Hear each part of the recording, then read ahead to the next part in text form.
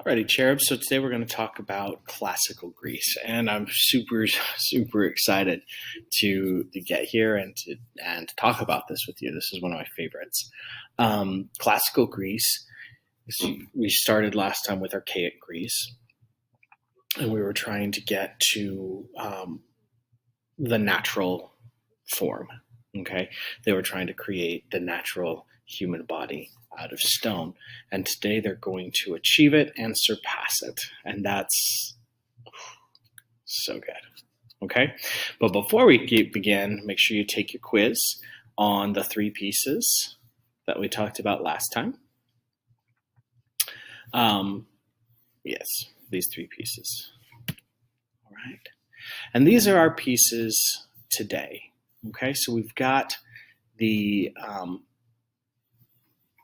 statue here, this grave marker, and the floor plan for the Agora, as well as some architectural terms. But pleased to know that idealism is our theme for classical Greece. This is what we're going to be looking at. This is the lens that we're going to be looking at this art through. Okay, idealism. Now, if you remember from when we talked about the Egyptians, idealism is the superhuman, the beyond human, the perfect form. Okay, and that's what this is all going to come down to. Now, let me scoot myself out of the way.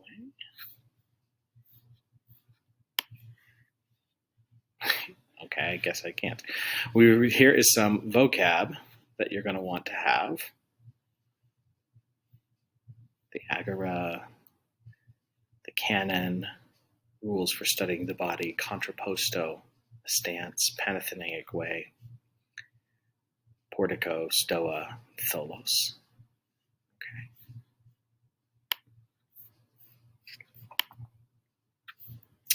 And there's just no great place to put this little window. Okay, again, here are the time periods for Greece. The geometric and the orientalizing, we skipped those. We dove right into the archaic. All right. And today we're in the classical. Okay. And then we'll stay in the classical next time, and then we'll move on to the Hellenistic. Now, this is the moment in this video that I want you to watch. It's on the next page in Canvas, and on YouTube it's linked down in the description. Please go ahead and give this a watch. This is Dr. Nigel Spivey, and he's going to talk about that moment when they get to when they achieve absolute realism in art. Okay, when they make a perfectly natural statue, and immediately they become bored with it. Like, they did it. It looks completely human. And then it's boring. So they immediately start to begin making statues that are more human than human, that are idealized. And he'll talk about why. So go ahead and give this a watch. Classical Greece is about these things. Naturalism, striving towards that the beauty comes from nature, and we're going to try and imitate nature and just close observation of the natural world, and close enough that they can surpass it, close enough that they're going to know the rules of how the human body works and how nature works, and they're going to perfect it and be able to create the idealized, the perfect form of those things. Okay?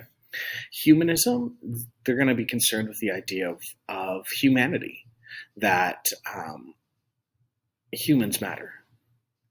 Human life matters.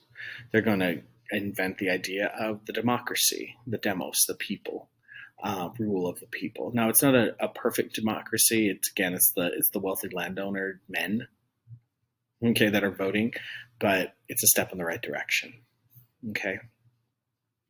that the intellect is what matters, the perfection of the body is what matters, that the human concern is what matters, and you can still see how that shapes our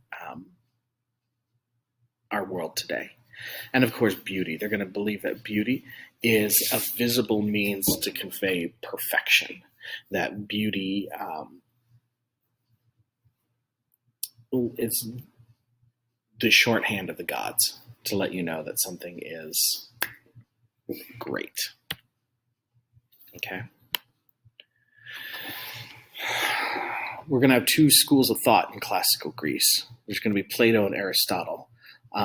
Plato is going to believe that we're going to find beauty, you have to explore the metaphysical, that you have to explore the world beyond this world to find beauty, that things in this life are a pale imitation of the divine form. And that's where perfection lies, is in the divine form. So, for example, the idea of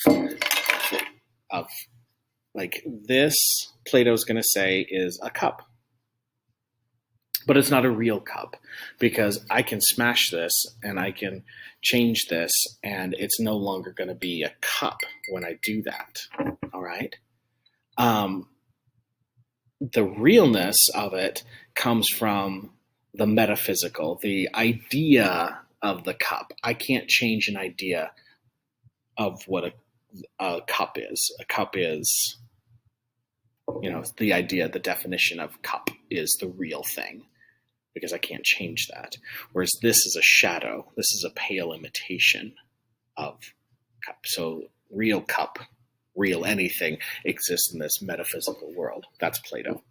Aristotle is going to say that we need to explore the physical, that we need to explore the natural world, that we need to explore the world around us, and that's what's real, because we can see it. Okay? So metaphysical versus the physical. Where does truth, where does beauty lie? And these two philosophers are going to fight back and forth on those points. Those two are going to set up the polarity that exists, the opposites, these two polar opposites that exist in Western art to this day. And you're going to see this in this polarity. Art's going to bounce back and forth between these two ideas from now until today. It keeps going. You can't escape it. All right. Even in the medieval period, when things get a little crazy, you're gonna be bouncing back and forth between these two poles, between these two ideas. And this polarity exists not only in visual art, but in music, in literature, in all of the arts. So it's crazy to see this, and we're bound to this wheel. So the polarity exists between thinking and feeling, that reason versus emotion. Okay, that you're going to have order versus chaos, that you're going to have restraint versus excess, that you're going to have a hierarchy of things versus an equality of things, that you're going to have classicism versus romanticism. It's all thinking or feeling. And really what it comes down to is the art trying to appeal to your intellect, to an idea, to a formula? Or is it trying to appeal to your emotions? Is it trying to get you in the gut and make you feel something emotionally? So is it making you feel here or here? And that's where you can see how art is, how this applies to art. Okay, so if we move on. And here it is laid out for you, the rest of Western art. Classical Greece versus Hellenistic Greece, Roman Republic versus the Empire, the Romanesque versus the Gothic, the Renaissance versus the Baroque, and we're just going to keep going back and forth. Now, occasionally there's this weird little, there's occasionally a small little thing where we start bouncing back and forth between these two, and occasionally art's going to get weird because it flies off, and that's when art's going to become pink, and we'll talk about that when we get to after the medieval period, when it just goes back and forth so fast that it just flies off and becomes weird. And that happens a few times, and so we'll get to that. But again, it is all laid out for you: thinking versus feeling, and these two poles kind of control everything. So in your book, I've tried to include if the movement is a heart, if it's appealing to the emotion, or if it's appealing to the brain, and I've tried to include on those pieces then a brain or a heart for your convenience. Okay. So now it's time to talk beauty. Phi. Okay. This Greek letter is phi. And it's expressed by the Fibonacci sequence. Okay.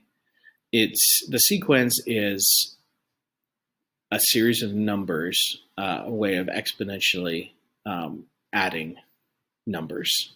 Okay.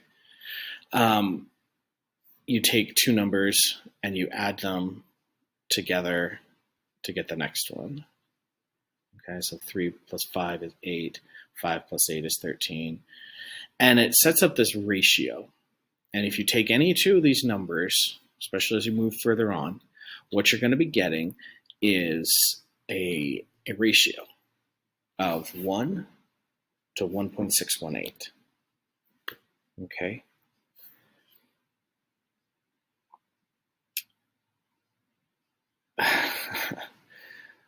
Phi. This is called, this ratio of 1 to 1.618, the comparison between the two is what gives us beauty. Okay? Phi is not the same thing as pi. Pi is the circumference of a circle. Okay? We talk about this in math. There's, the March 14th is Pi Day, 3.1415, blah, blah, blah, ad infinitum. Circumference of the circle. We use the Greek letter pi to represent that. Phi, another Greek letter, is used to represent, and here we go, here's that Fibonacci sequence. Man, cannot catch a break here. Here's that Fibonacci sequence. So we get 1, 3, 5, 8, 13, and so on ad infinitum. And when you represent them in units, okay, you can have them measure out into the sides of squares, and they become the sides of rectangles when you add them together, and it makes this spiral. Okay, now this spiral you're going to find in nature again and again and again and again. And the Greeks, again, keen observers of the natural world, Aristotle, are going to find this in nature and in the human body, and they're going to exploit it. And they're going to say that when you see this, it's going to give you beauty. That phi is beautiful. That's the definition of beauty. All right. So phi in nature, you're going to see the spiral, like I said, from everything, and nature's going to unfold this way. Life is going to unfold this way in everything from embryos to hurricanes and galaxies are going to spiral this way. Waves on the ocean are going to crest in this form, in this ratio. Okay. It happens again and again and again. It happens in the human body. It happens all throughout nature. It's not just these couple plants, these couple odd plants and seashells that work this way. It's all over the place. And so they thought that it had to have been a divine, because it's recurring again and again and again. They thought it had to be a manifestation of God. the gods. Okay, so you're getting, again, eggs are shaped this way, human ears are shaped this way, continents are shaped this way. This isn't accidental. All right. This isn't accidental. So what this means for the Greeks is that beauty, and this is the part that gets crazy controversial, and this is the part that you may not agree with, and that's okay. Beauty for the Greeks was quantifiable. Either you were or you weren't. Beauty was, and remember, they're going to believe that the more that you align with phi, the closer to the gods you're going to be. Remember that from last time. And the closer to the gods you are, the better you are. Okay? So it comes down to this formula. Now, you have to watch this video. You have to watch it. Again, I'm going to link it on the next page in Canvas, and I'm going to link it in the description down below. You have to watch this. It's an explanation, a more complete explanation of phi and the human face. And it's going to show you what this is. It's going to show you how this works. And it's going to blow your mind. It's going to give you examples from the human body of phi in the human form. Okay, well, basically what this is it's a template to show you how to find the perfect form in the human body that's using phi, the relationships of phi in the face. And this is a template. And if your face fits this template, then you are mathematically beautiful. Okay, so in the video, they're going to show you this girl who is a normal looking, pretty girl.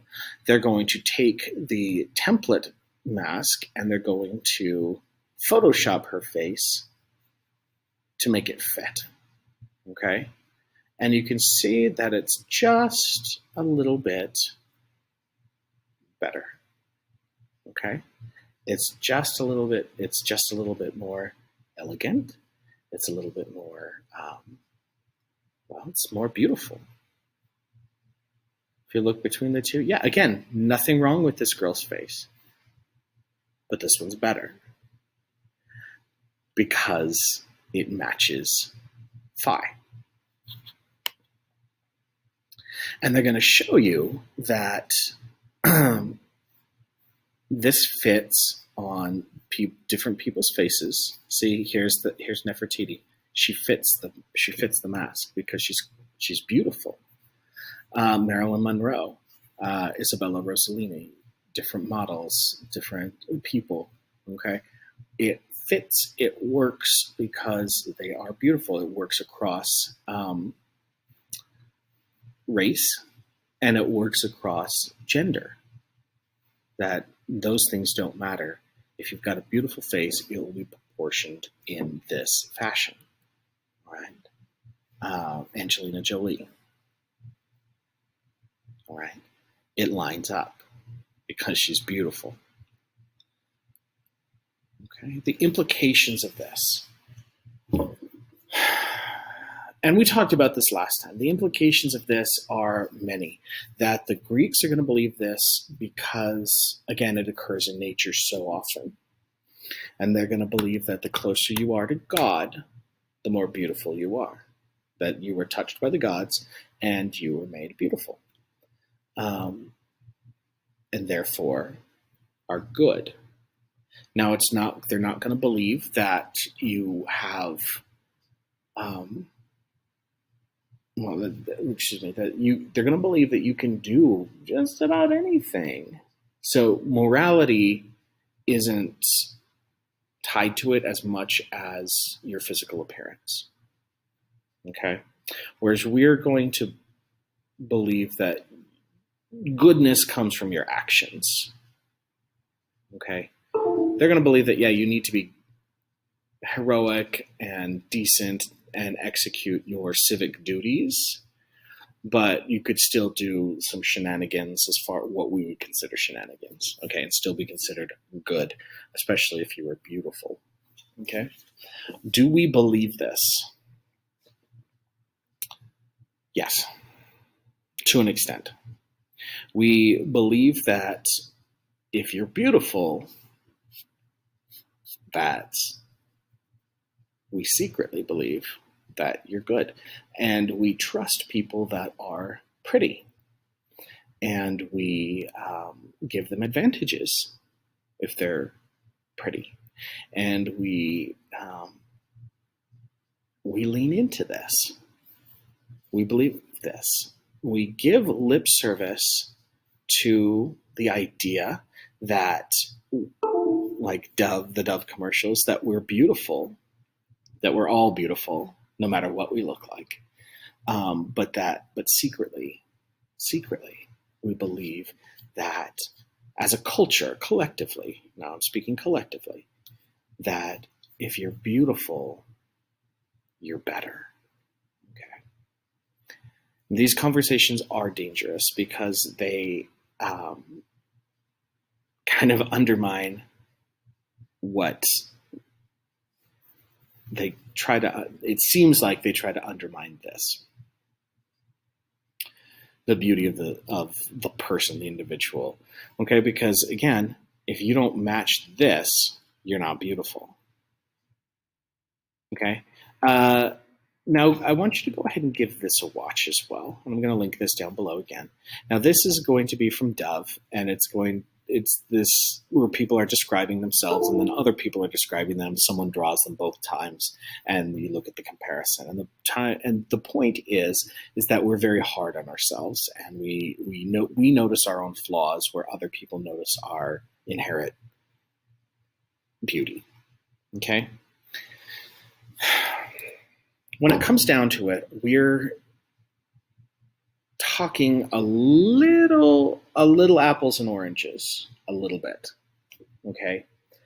The Greeks were seeing beauty as, again, a manifestation of the divine,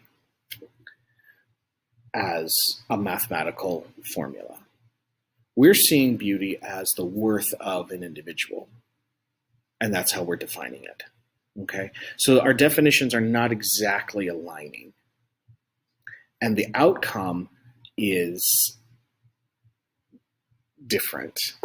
And because of that, though, we're using the same words though to describe the same thing, but in different ways. And so the outcome is that we feel bad about ourselves, that we have an idealized beauty, we have an idealized standard of what we think a human body should look like. We do, and we get that from the Greeks.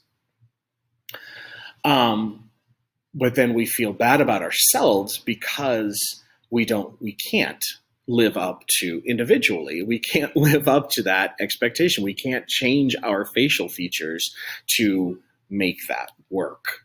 Okay. Now, I'm just going to pull this all in. So if we take a look at me, here's younger me, slightly thinner me.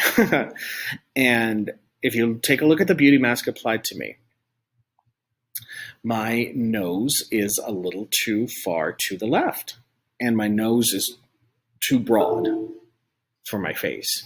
My eyes sit too low on my head. My forehead's too big, and I don't line up at all. My nose is too short. My mouth is too high. It's too close to my nose. I'm a mathematical troll. The Greeks would have not looked at me and said, yes, you are a good person. You are close to the gods, because I don't work according to phi. Okay. But I know that I am a good parent, father. I fancy myself a good teacher, that I am a good, decent artist, that I am a good husband, that I'm a good, that I am a good person. I make moral decisions, that I make, that I'm kind to other human beings. So do you see the difference? I am not mathematically beautiful. And that's okay, because I'm still a good person. So we conflate the two. We get a little mixed up, but they're not the same thing. And that's absolutely 100% 100% okay. So I hope this helps understanding where the Greeks are coming from when they're talking about beauty, that they're talking about beauty is quantifiable. Quantifiably, I'm not beautiful, according to the Greeks. But I'm a good person. So we don't, unlike them, we can divorce beauty from goodness. And because of that, we don't have to feel bad if we don't align to this, because this is just genetic roulette. Okay? And it's okay. It's all right. Now, our first piece is this, the Doryphoros. And let me get this out. Okay. This is the Doryphoros. This is the spear bearer by an artist named Polykleitos. The original is 450 to 440 BCE, and it's going to be made out of bronze. This on the left here is not the original. It is still a copy. The original no longer exists, but it is cast in bronze to show us what it would have looked like in bronze. And this is a modern replica. The one on the right is a Roman copy,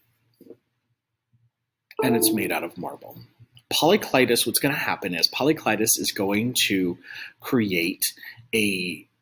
he's going to write a treatise on beauty, on the ideal human form. The ideal human form has these characteristics. And to prove his point, he's going to sculpt this. Now, and we can look at this, and it is perfect. And the video that you watched just a few minutes ago with Dr. Naja Spivey, he's talked about this, in which the Doryphoros is an expression of that perfect form.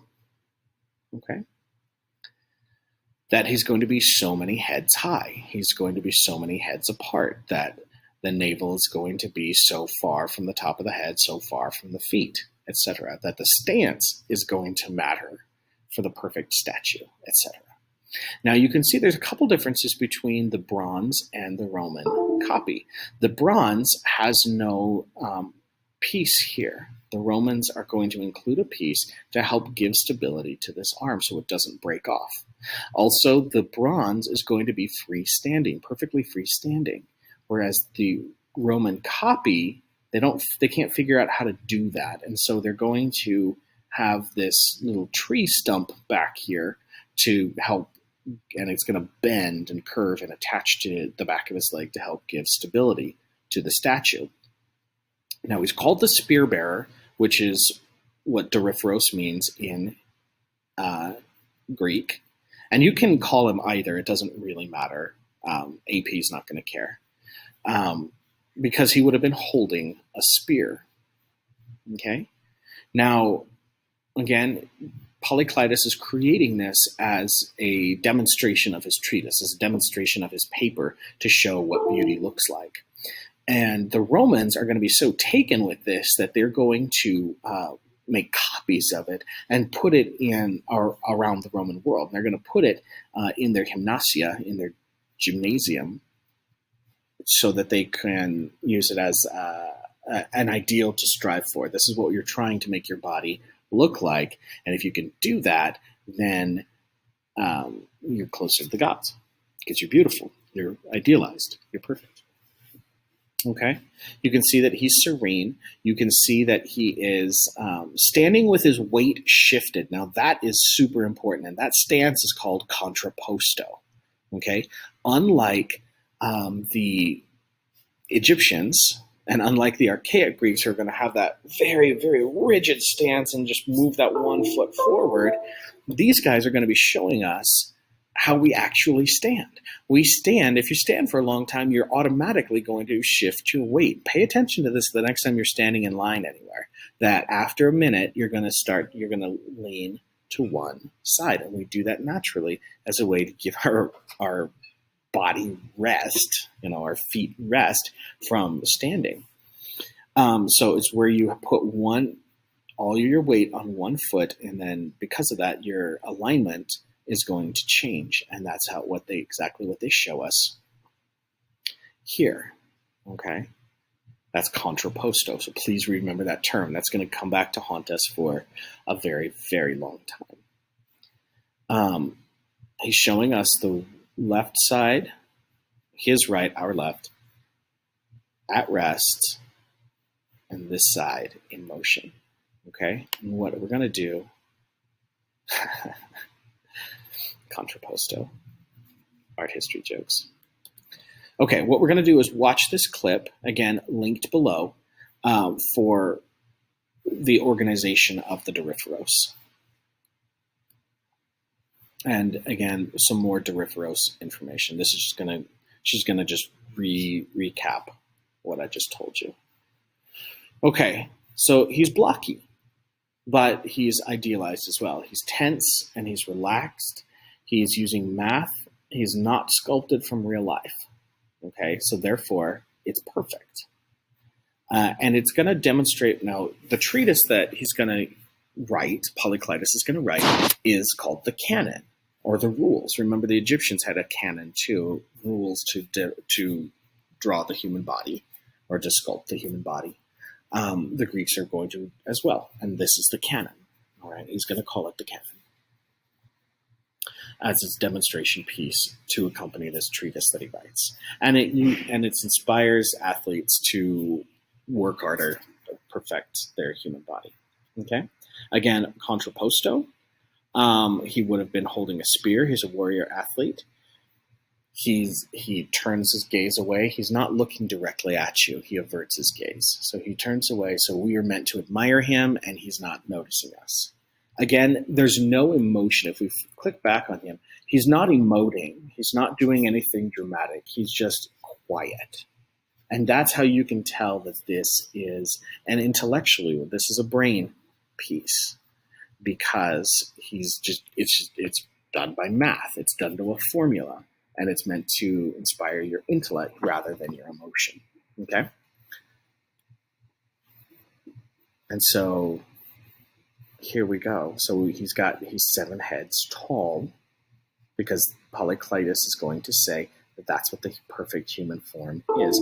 Now, if you want to measure yourself, go ahead and stand in a full-length mirror and stand at arm's distance. And what you're going to do is take the top of your thumb and line it up with the top of your head. And again, you got to do this in a mirror. And you mark off, or with a pencil. Do this. So you take the top of the pencil, and you, arm's distance, line up the top of the pencil with the top of your head, and put your thumb here where your chin is. And then bring this down. Just kind of make a mental note where that is. So here you line up with your chin. Where's your thumb? And then you just move the top to where your thumb was, and someone down your body. If you're well proportioned, you'll be 7 to 7.5 heads tall, according to Polyclitus. Okay? So to help you remember, we have the song, the Spear Bearer song. It's, it goes like this. So you can sing this to yourself when you go to sleep at night. I can't believe I'm putting this on YouTube. All right. Polyclitus wrote the canon, sculpture II, spear bearer, ideal proportions, make the perfect human, 7 heads tall, 7 heads tall. Okay, go ahead and pause that and hum that to yourself, sing that to yourself, and get that earworm stuck in your brain. Polyclitus wrote the canon, sculpture II, spear bearer, ideal proportions, make the perfect human, 7 heads tall, 7 heads tall. Okay. So that is the Doryphoros. Do you have any hope? If you've got any questions, shoot me an email. Let me know, or let me know in the comments down below. Okay. Now we've got some fun architectural terms. What you're looking at is called a pilaster or a pilaster, and I'm going to go back and forth between the pronunciations because I can't make up my mind, which I like to say better. A pilaster is a column that has been flattened. It's squared.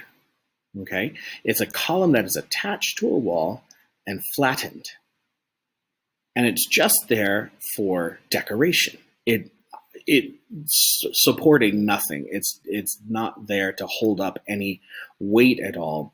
It's just there to be pretty. That's a pilaster.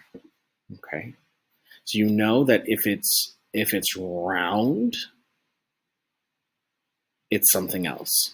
A pilaster is flat. All right, and when you have a Greek-style portico with the columns out front, they're often going to be topped with this triangle form, this triangle roof. Excuse me.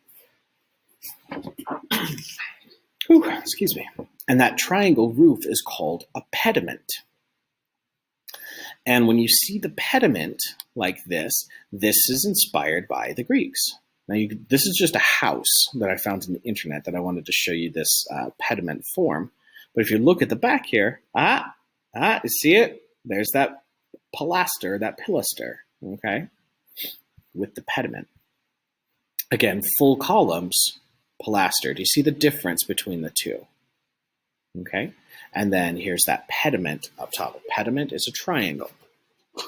And that has everything to do with our next piece, which is called the grave stele of Hegeso. Okay, we're going to attribute this to Callimachus and from 410. Now, what this is, it's a grave marker. Okay, so you can see how the grave marker has changed from archaic Greece up until the classical period. Okay, what this is more of a classic headstone. And we talked about the architectural terms because that's what they're giving us. It's framed with this architecture. It's framed with the pilasters and the pediment. Okay, now you're having Hegeso, this woman, being depicted on the stele here, and this is her servant. And move myself. There we go. So you can see her knee. Now check this out. Check this out. This is a relief that gets into a very high relief. I mean, you see that. See, the servant is standing contrapposto, and we're getting that. It's called wet drapery. It looks like the drapery has been moistened, and is now sticking to their human form. And they do it so they can show the human form underneath the cloth, underneath the fabric. But she's standing contrapposto, and what she's doing is she's presenting her mistress, she's presenting Hegeso with a box, a jewelry box, and she's pulling out a string of pearls or a necklace or something that would have been painted on here. Okay, and she's pulling this out and looking at it. Now, is there a bit of hierarchical scaling? Perhaps. Or perhaps the servant was a young girl. We're not sure. Okay, because if she stands up, she's going to dwarf the servant girl. But look at the way that the fabric is treated. All right? Look at the way that the body underneath is treated. It's cool, it's smooth, it's perfect. Again, no emotion. They're not emoting. There's no surprise like, oh, my favorite, or, oh, look what I found from the servant. There's no emotion at all. It's just very calm and serene. Again, that's how we know that it's intellectual, because they're not emoting, and they want us to Callimachus wants us to look at the beautiful form and contemplate that rather than contemplating any emotion or connecting in a human, emotional way. Like, oh, I remember that time I lost my thing and found it too. Okay. So go ahead and give this video a watch. Again, it's going to explain some more about the form, and it's going to give you some of the geopolitical stuff that's happening as well with classical Greece. And we're going to talk more about that next time, more about the geopolitical, like how they got here geopolitically. Okay, that's next time's discussion. But this will clue you into some of it, like what was happening in the world that led them to classical Greece, because it didn't just happen. It didn't just appear out of nowhere. It happened very specifically because things happened in the world around them. So go ahead and give this a watch. Okay, so we got this bas relief, and it's a stele.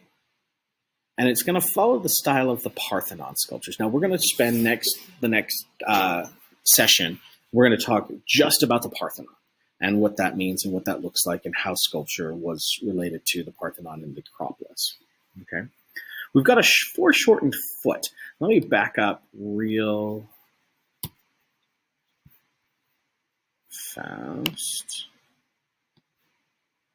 The foreshortened foot means that it's coming out at you. This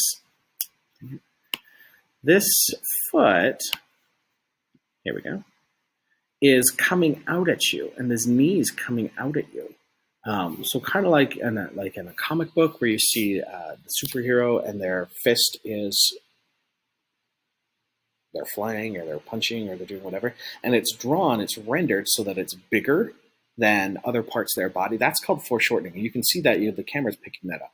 You can see that we see that way. If it's closer to us, it's going to be bigger. So we're seeing that the foot here, the servant's foot, is rendered in such a way, it's sculpted in such a way as to look like this is what's going on.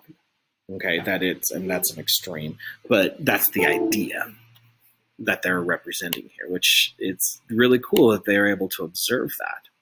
Okay, so Hegeso is the seated woman. She's giving a box of jewelry by her servant, and she's sewn in a domestic setting. And that is what the pilasters and the pediment. She's sitting at home, all right? Sculpture for graves is going to disappear briefly during the High Classical, and that's because of what's happening in the geopolitical world. But this is going to replace the Kouros figures, okay?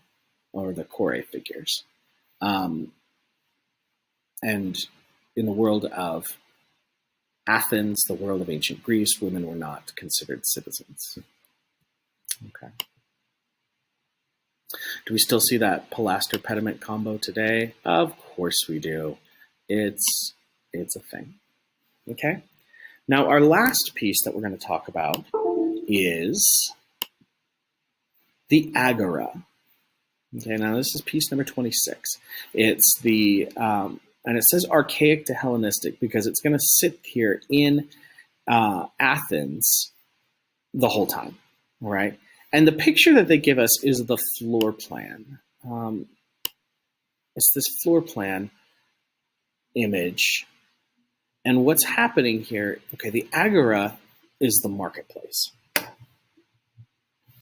It's the place where you come and gather to do what you need to do. All the things. So you can see down here that there are stoa. A stoa is a long colonnade that's roofed off. Okay, two long colonnades holding up a roof, and they're going to be used for shopping, for commerce. Or sometimes they're dedicated to the gods as well. We're getting temples down here. So there's a temple of Hephaestus. We're getting round temples. Number 7 here is a tholos. It's a round temple with a round colonnade. Okay. And you see this street that's passing through the marketplace. This is the main road that passes through the marketplace. And heads its way to the Acropolis. Okay, this is called the Panathenaic way. This is the Panathenaic way. So what's going to happen here is, and this is going to become important next time, is that in the Agora, you're going to gather. This is where citizens come to vote. This is where people are going to talk to each other. This is where you come and listen to Socrates and Plato and Aristotle. And they're going to be talking with their disciples here at the Agora. This is where you're going to come and worship some of the lesser gods. This is where you're going to, this everything. So it's kind of like in Taylorsville, it's kind of this section right here, right where the school's at. So we've got just a block away or 2 blocks away is City Hall. Okay. And that's where the police station is, and that's where the fire station is. It is right there, and that's where they're building the theater is right there. And then right here we've got the high school, kind of this hub here right in the middle of Taylorsville. And then across the street you've got Walmart, and then over there you've got Harmon's and the movie theater. And so like this whole part of Taylorsville, this is our Agora. Okay, this is where we come to do our voting. This is where we come to get education. This is where we go to see the movies. This is where we go shopping. This is where we get our haircut. This is what, same thing. Okay, the exact same thing is happening here, except that they have a procession that happens yearly down the Panathenaic Way that leads up to the Acropolis. And every year they're going to have a celebration, a parade in honor of and end and terminate at the Acropolis. They're going to climb the sacred hill and give offerings to Athena, to celebrate Athena. Now here in Taylorsville, we do have a procession that we do every year, and it terminates over in the park. And it's Taylorsville Days. It's not a sacred celebration. Theirs would have been a sacred celebration. Ours is not. Ours is secular. But kind of the same idea, where we parade through on the main streets of the town and end up at this central location, the park, and we end it with fireworks. Okay. Similar, again, same idea. So here's a 3D plan of what the Agora would have looked like, and there's the Panathenaic Way as it leads through the Agora and up into the Acropolis. Okay, so you can get a sense of the different buildings. Here's that Tholos I was talking about. Here's what we're talking about with the Stoa. Okay, the Stoa here. And the different buildings, again, shops, theaters, markets, temples, etc. are happening here. And here's a colored version.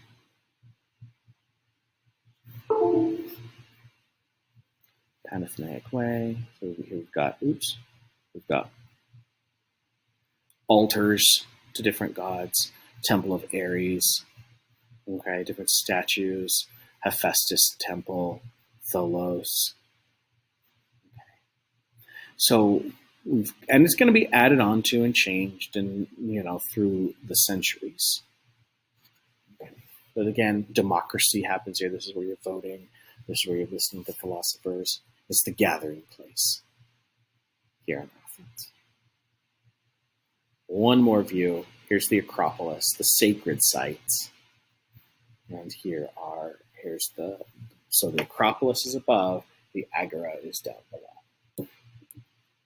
All right, so go ahead and I'm going to link these 2 videos about the Panathenaic celebration and about the Agora. All right, it's context, it's the center of Athenian democracy. And again, it's the marketplace en route to the sacred Acropolis and set it for that Panathenaic festival. Panathenaic means PS. It means celebration for all the gods. Pan, all, theos, gods. Okay? So you can go back in here and click these if you want more definitions. The Boletarian, Council for the Citizens, the Stoa, business government buildings, shops, Tholos, around temple. Okay? So that is the Agora. I want you to compare, how are these 2 different? Let's go ahead and jot down, how are they different? How are they the same? What's changed? What's remained constant? Okay, go ahead and jot that down. Just take a pause the video. What's changed between these two?